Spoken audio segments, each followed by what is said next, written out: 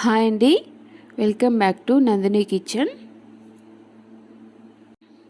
వంట చేసే ఇంట్రెస్ట్ లేనప్పుడు నేను చూపించే విధంగా కోడిగుడ్డు చట్నీని చేసుకోవచ్చండి. ఒక 10 మినిట్స్లో అయిపోతుంది ఇది. దానికోసం నేను 5 కోడిగుడ్లు బాయిల్ చేసి తీసుకున్నాను. బాయిల్ చేసిన గుడ్లని పొట్టంతా తీసేసుకొని ఒక ప్లేట్లో పెట్టేసుకోవాలి.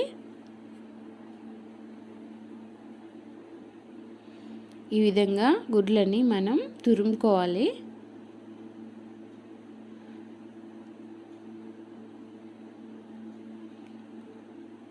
గుడ్లను మొత్తం తురుముకొని పక్కన పెట్టేసుకోవాలి.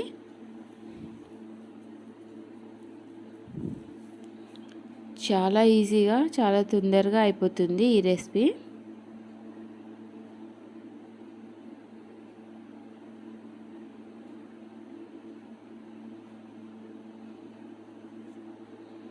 ఈ విధంగా మొత్తం పక్కన పెట్టుకోవాలి. తురుముకొని ఒక గిన్నె తీసుకొని 1 స్పూన్ కారం వేసుకోవాలి, 1 స్పూన్ సాల్ట్ వేసుకోవాలి, ధనియాలు జీలకర్ర పొడి 1 స్పూన్ వేసుకోవాలి, ఒక పెద్ద నిమ్మకాయ రసం తీసి వేసుకోవాలి. ఇదంతా మంచిగా కలుపుకోవాలి. మనం తురిమి పెట్టుకున్న ఎగ్ తురుము ఉంది కదా, అది ఇందులోకి వేసుకొని అంతా కలిసేటట్టుగా మంచిగా కలుపుకోవాలి.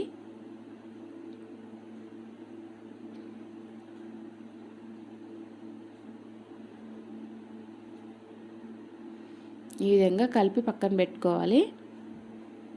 ఇప్పుడు పోపు కోసం స్టవ్ మీద ప్యాన్ పెట్టేసి ఆయిల్ వేయాలి. హీట్ అయినాక వెల్లుల్లి, ఎండుమిర్చి వేసుకోవాలి. పోపు దినుసులు కూడా వేసుకోవాలి. ఇవి కొంచెం ఫ్రై అవ్వాలి.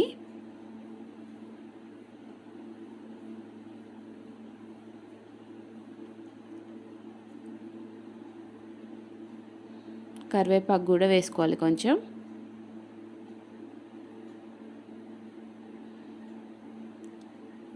పావు స్పూన్ పసుపు కూడా వేసుకోవాలి. 1 సెకండ్ ఫ్రై అయినాక మనం కలిపి ఉంచుకున్న ఎగ్ తురుము ఇందులోకి వేసుకోవాలి.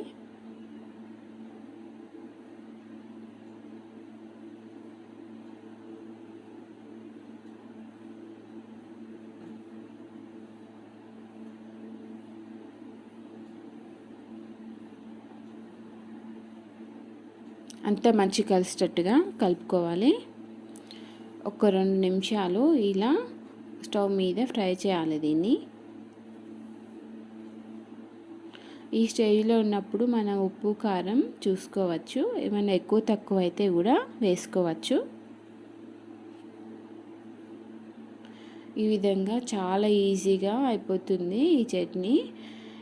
మనకి వంట చేసే ఓపిక లేనప్పుడు, ఒంట్లో బాగాలేనప్పుడు కానీ ఇలాంటి చట్నీలు చేసి ఇంట్లో వాళ్ళకి పెట్టొచ్చండి. టేస్ట్ కూడా బాగుంటుంది. వేడన్నంలోకి చాలా బాగుంటుంది.